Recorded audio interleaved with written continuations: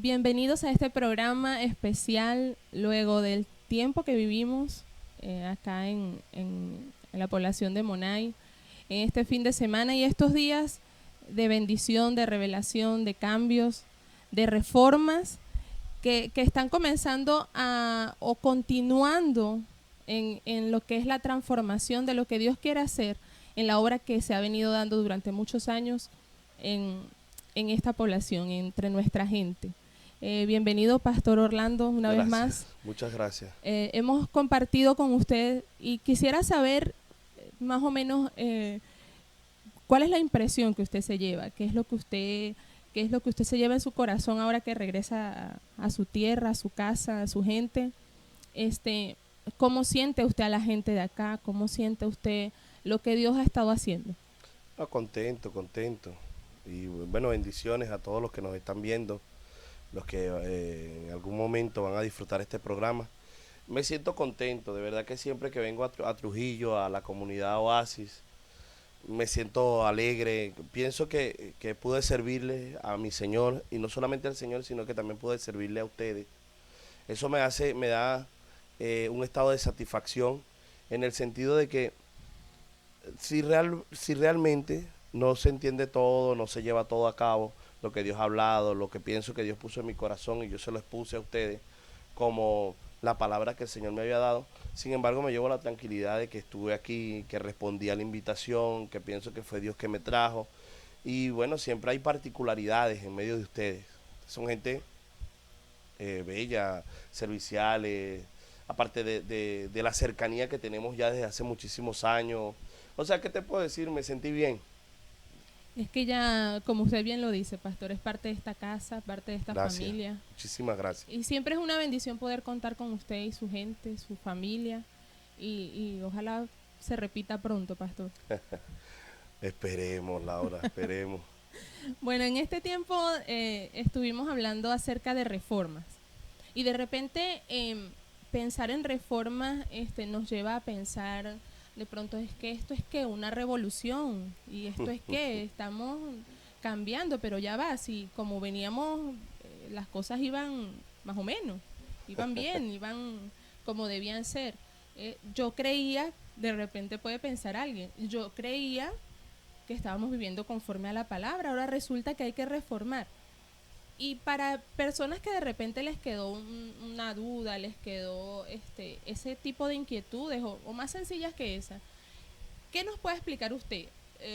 En otras palabras, ¿qué es una reforma? ¿De qué estamos hablando? Claro, ¿o de qué hablamos? ¿De qué hablamos? Sí, porque ya hablamos, ya es, de una manera exponencial se le dijo lo que es realmente una reforma. Sin embargo, yo puedo explicar acá, tal vez como lo hice en su momento, de una manera más tranquila, más pausado, de que una reforma no es una revolución. Una revolución es cuando se cree que todo se está haciendo mal y que necesita un vuelco, que se le dé una dirección totalmente distinta a lo que se está implementando, a lo que se está llevando a cabo. Y es cuando hasta se quitan las gentes que están llevando a cabo todo. Es cuando se dice, ya no se va a hacer totalmente así, ahora se va a hacer de esta manera. Por eso es que la revolución es radical, radical. Esto está malo y ahora hay que poner esto a funcionar, hay que poner lo bueno, hay que hacer que sirva, hay que hacer que vaya en la dirección que realmente debe de ir y no es esta. Eso es una revolución, por eso es que la gente cuando hay una revolución aparecen nuevas caras, ideologías distintas, motivaciones diferentes, personas que dicen ahora cómo hacer las cosas que no eran como se estaban haciendo, sino que ahora hay que hacerlas orientadas hacia otro enfoque, hacia otro propósito. En cambio la reforma no. La reforma te dice, no es que esto está malo, no es que no se lleva la orientación que es, no es que no se va hacia el lugar que debería de irse, sino que los métodos tal vez que se están aplicando no es que tampoco pasaron de moda, sino que fueron métodos que funcionaron en el tiempo donde se aplicó. Y que al cumplirse un tiempo y al darse un ciclo, caducaron. Y al caducar, cuando algo caduca, se hace lento, se hace tedioso, y permíteme utilizar la palabra, hasta fastidioso, porque tal vez lo digo tedioso y algunos entienden, pero si le utilizo un sinónimo, más emblemático, como fastidioso, entonces podemos entenderlo mejor. Entonces, cuando los métodos o las metodologías, las estrategias, hasta las liturgias que estamos aplicando, porque fueron las de un tiempo, se desarrollan y se estiran al máximo, pero ya no dan para más y caducan, eso crea cierta rutina en la iglesia que para Dios no es agradable. Entonces, ¿qué hace Dios? Dios mueve a sus líderes, Dios mueve a su gente y le dice, vamos a reformar, vamos a hacer esto distinto y normalmente Dios necesita un hombre valiente. Pero cuando decimos, bueno, hay reforma, hay algo distinto, no es que se cambió el fin, no se cambió El propósito. propósito ni la misión, Ni la visión. ni la visión, ni la sana doctrina, No. ni el evangelio. Bueno, te voy a tocar ese punto de la primero de la sana doctrina, porque es algo que en el interior del país, bueno, y hasta en el centro del país, se trilla mucho. Se trilla mucho.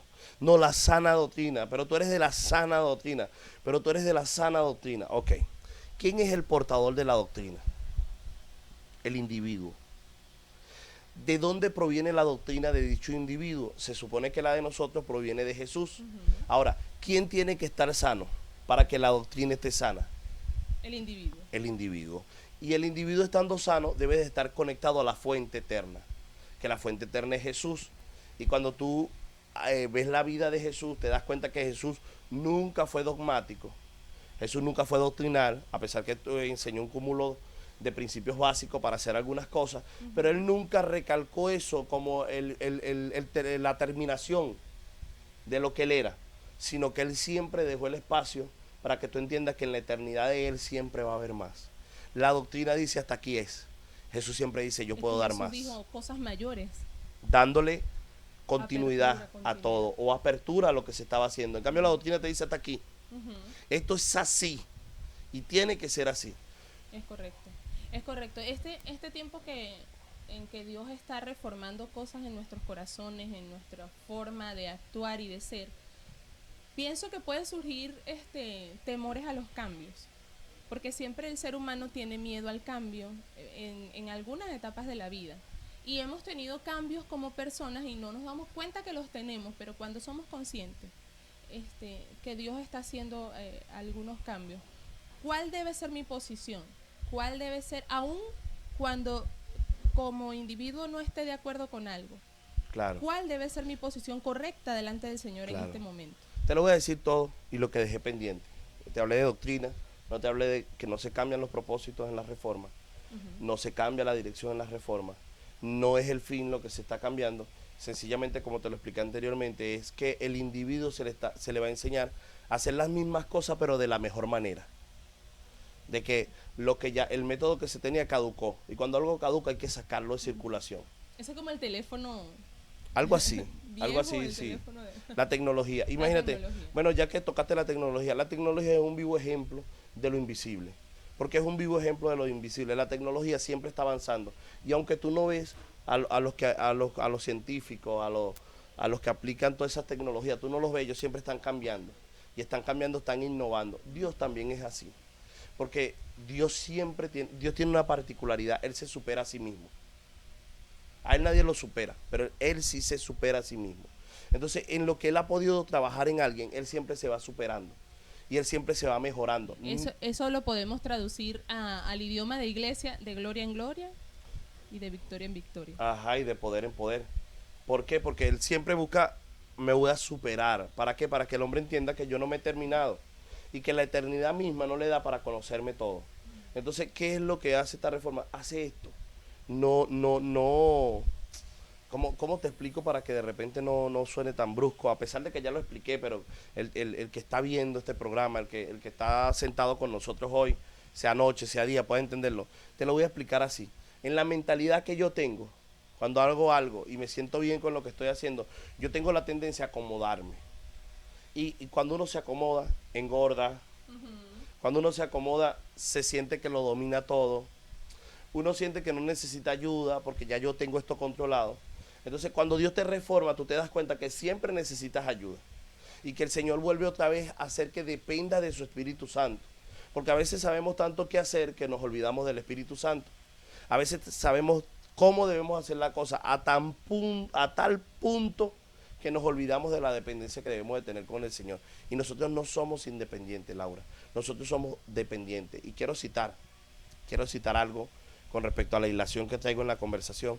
Y es que la Biblia dice en 1 Timoteo capítulo 4, versos 16, dice, ten cuidado de ti mismo, de la doctrina. Luego dice, porque haciendo esto, te ganarás a ti mismo y a los que te oyeren. Ok. Pablo le dice a Timoteo, su discípulo fiel, un pastor, un apóstol tal vez igual que él, yo quiero que tú tengas cuidado, pero ¿de qué es lo primero que yo tengo que tener cuidado? Tú tienes que tener cuidado de ti mismo. Cuando tú te preguntas cuál es el cuidado que tú tienes que tener de ti mismo, tú puedes entrar en una autoevaluación. ¿Qué debo de cuidar de mí? ¿Qué no debo cuidar? A veces pensamos solamente en el pecado. Y el pecado nunca me lleva a la religión. El pecado me lleva a los brazos del enemigo. El pecado me lleva a los brazos del sistema. Pero nunca me lleva a la religión. Porque la religión y el pecado, ellos aparentemente están divorciados. Aparentemente están divorciados. Y que hay un abismo entre ambos. En tanto la religión como el pecado. Entonces, cuando yo pienso, ¿qué tengo yo que cuidar de mí? Fácilmente yo te puedo decir que tengo yo que cuidar de mí, de Orlando García.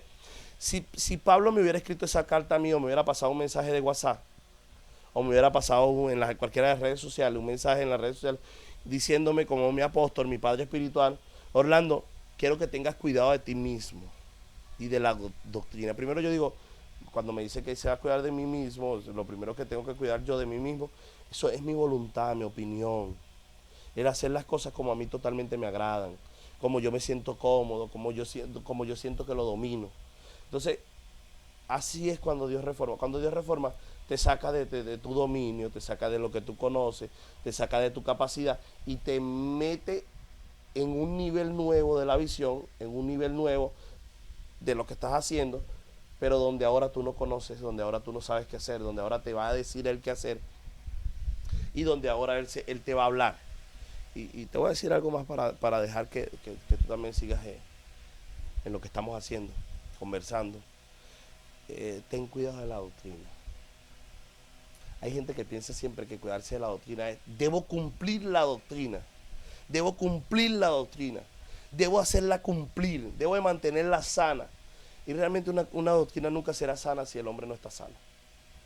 Entonces, ¿qué tengo yo que cuidar en la doctrina? Yo realmente tengo que cuidar de la doctrina que no me limite, que no me haga perezoso, que no me haga un hombre de un solo contexto, de una sola palabra, de una sola vertiente en el sentido de lo que predico, de lo que enseño, de lo que hablo, que no me haga prejuicioso, porque a veces hay una doctrina o hay algo que se explicó y esas cosas que yo pienso que son esenciales para la vida cristiana me hacen prejuicioso. Y Jesús nunca fue prejuicioso. Jesús pudo sentarse a comer con mujeres, pudo recibir mujeres en su lobby, en su contexto, pudo recibirlas para que le sirvieran, pudo recibirle ofrenda a las mujeres. De hecho, él lo estaban crucificando o lo estaban llevando a crucificar y las que lloraban eran las mujeres y las que lo seguían eran las mujeres. Y cuando estaba en la cruz eran las mujeres las que estuvieron allí y Juan escondido entre las mujeres. Jesús nunca fue prejuicioso. Jesús nunca su doctrina, y él dijo, claro que él estableció ciertas doctrinas, él dijo, oíste que fue dicho, pero yo digo, dando a entender que él es superior a las doctrinas. Él cita doctrinas y dice, pero yo digo, cuando el Señor hace una reforma en lo que se está haciendo, porque yo pienso que Jesús reforma y revoluciona. Jesús sí reforma y revoluciona.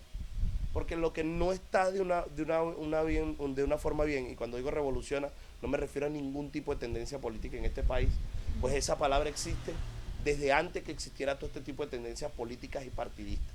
Esa palabra tiene muchísimo tiempo y el que me está oyendo quiero aclararle que no estoy hablando para nada de partidismo ni estoy hablando para nada de política.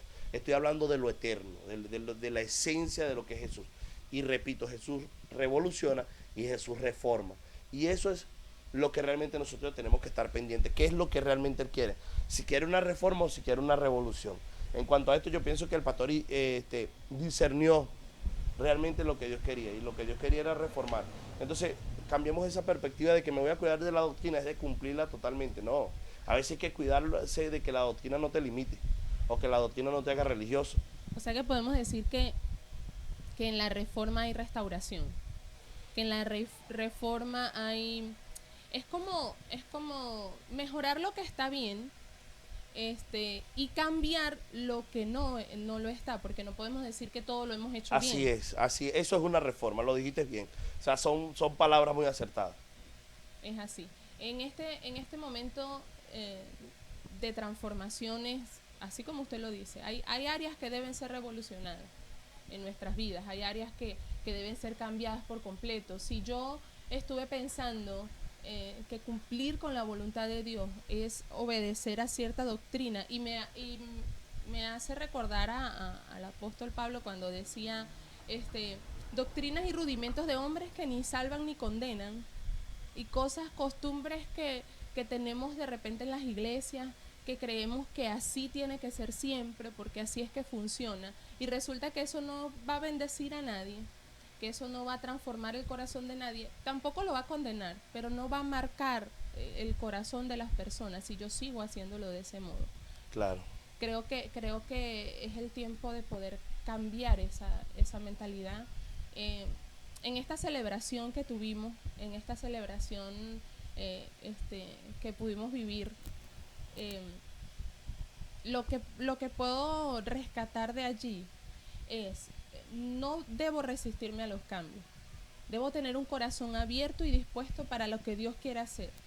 Y una cosa que me llama mucho la atención en todo esto es la forma de servir, porque nosotros, así como todas las iglesias, como todas las congregaciones, hemos servido por muchos años, por Ajá. muchísimo tiempo, y en esos tiempos de servicio que un cristiano lleva, hay momentos en los que el corazón está dispuesto y va más allá de lo que pudiera en verdad dar o tiene que dar. Pero hay tiempos en los que la actitud no es la correcta, pero lo hago porque qué más. Y llega el tiempo, porque pienso que si no todos, casi todos lo vivimos.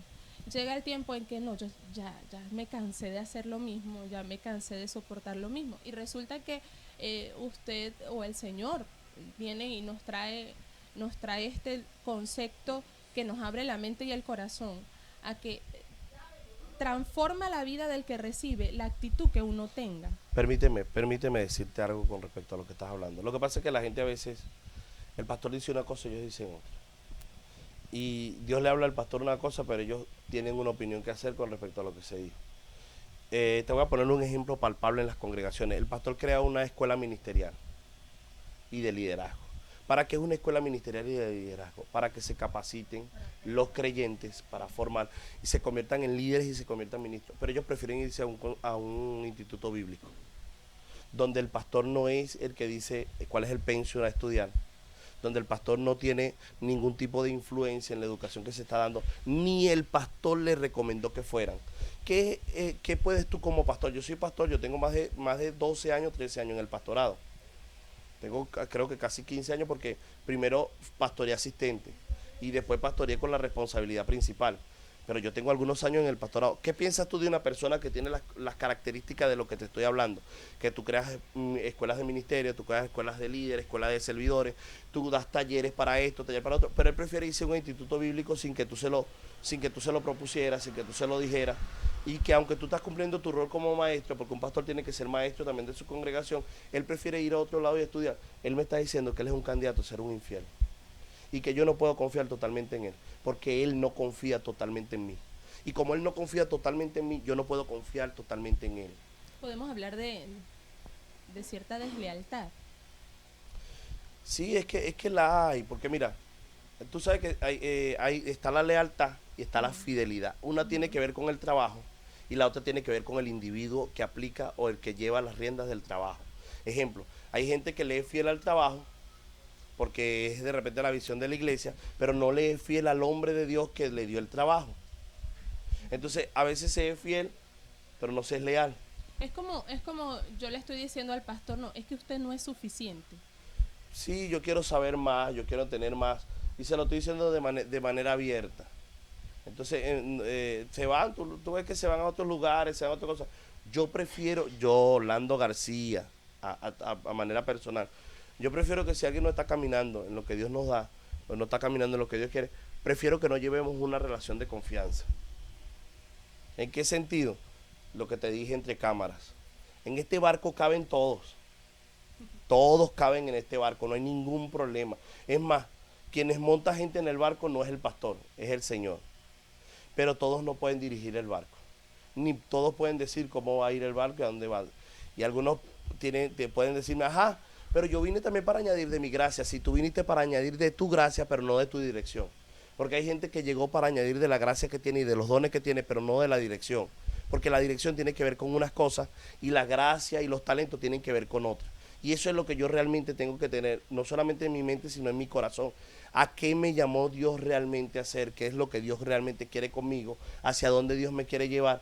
Y entonces yo poder formar parte de la familia que Dios me dio espiritual.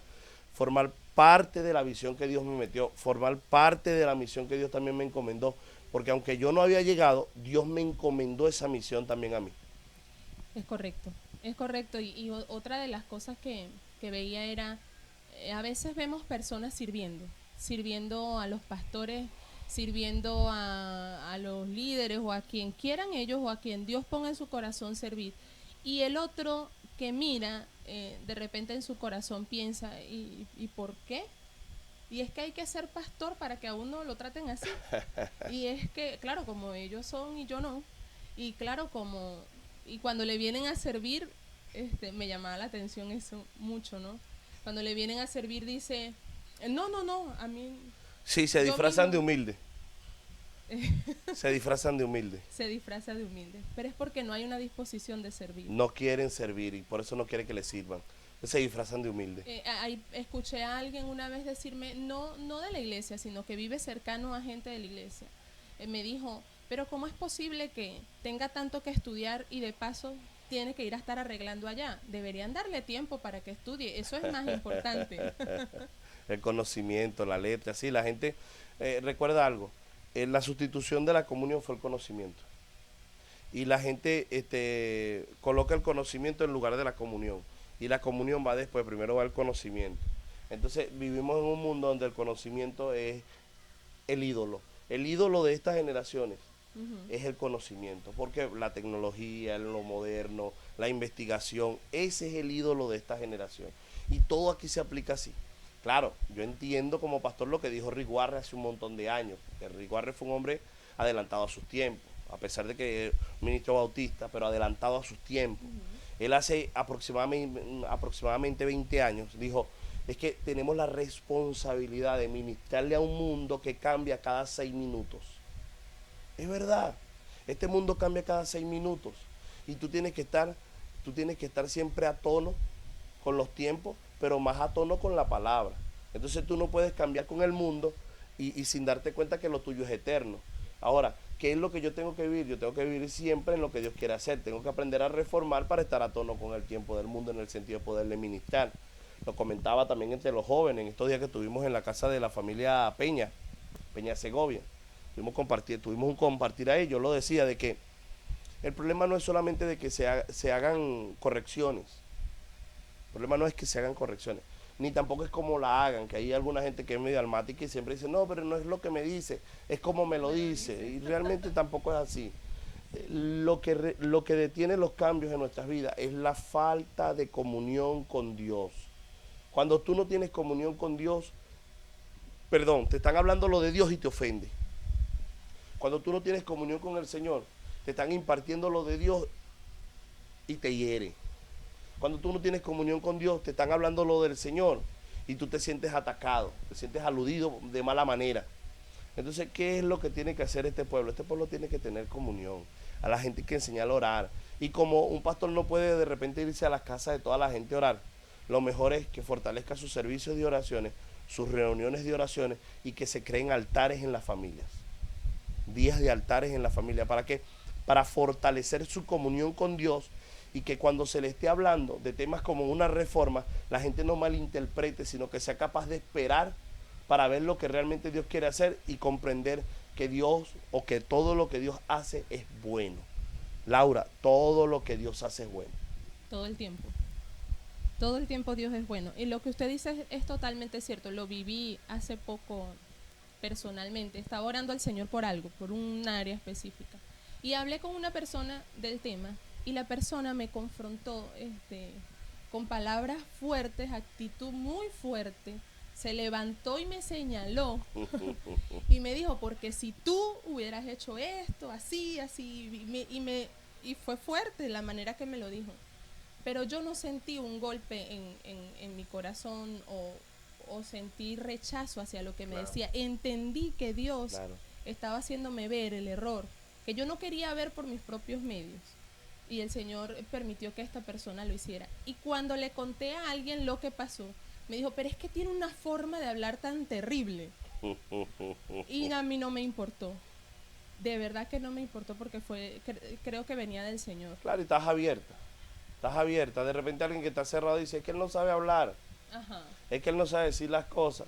Yo tengo por principio de vida que mi papá, mi autoridad, me puede decir a mí las cosas como él quiera y como le parezcan. Y yo no tengo ningún tipo de incidente con eso.